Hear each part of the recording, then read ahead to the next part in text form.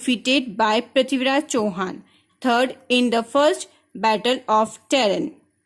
But in 1192, Muhammad Ghori came with a large army and defeated Prithviraj Chauhan III in the second battle of Taran. Next topic is the invention of Turks and their establishment. One of the independent governor conquered Ghazni in Afghanistan, and so the rulers were called Ghaznavids. In the 10th century, the most outstanding ruler of Ghazni was Mahmud. Mahmud of Ghazni. Mahmud of Ghazni was the first independent ruler of the Turkic dynasty of Ghaznavids, ruling from 999 to 1000 AD. He extended his control over parts of Central Asia, Iran, and northwestern part of subcontinent. He wanted the wealth like India, temples and palaces. So he took the craftsmen and artists of India and constructed the beautiful mosques, universities and palaces to Ghazni. A book Kitab-ul-Hind was written by Al-Biruni on India, which was a great source for historians. Ghazni was captured by Muhammad Ghori, the ruler of Ghor. Ghori had some missions. He wanted to expand in India. He captured Punjab and Sindh in 1191.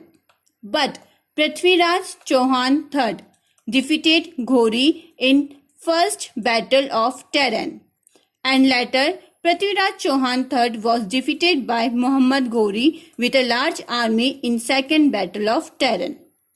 The Chola Kingdom of South. Vijayalaya was the founder of the Chola Empire.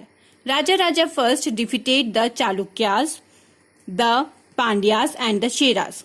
His navy was very strong and he attacked on Lakshadweep and Maldives Island.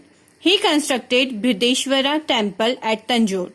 His son was Rajendra Chola, conquered Sri Lanka, Bengal, Odisha and areas of the Ganga river.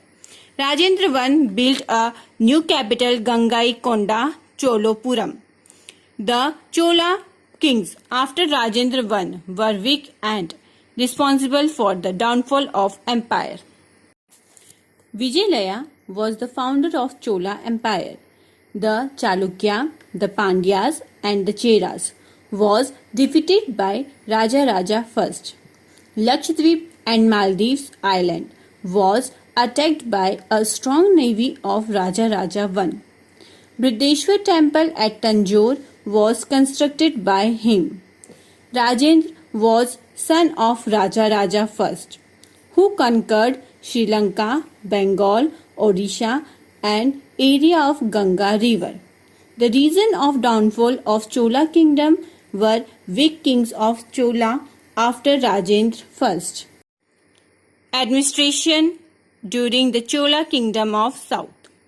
The king was the head of central government. Second, the kingdom was divided into 6 provinces called mandalams, which were taken care of by the governors.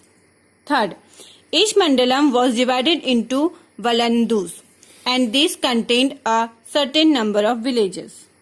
Administration during the Chola kingdom of South. Central government head was king.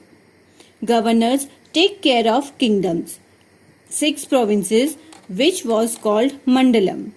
Each mandalam was divided into district, which contain number of villages.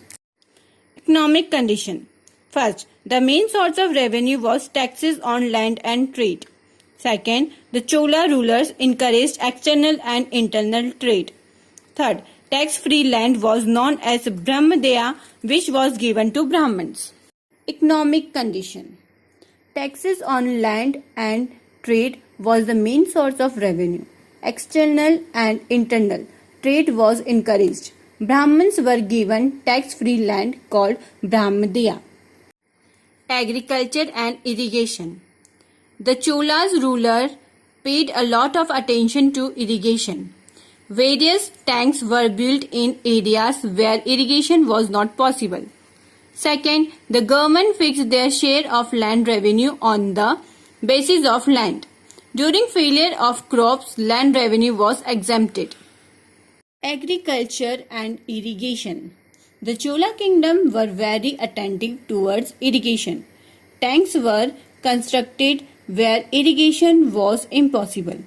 Land revenue was fixed on the basis of land by government. Architecture. First, many temples were built in Tanjore and Gangaikonda Cholapuram.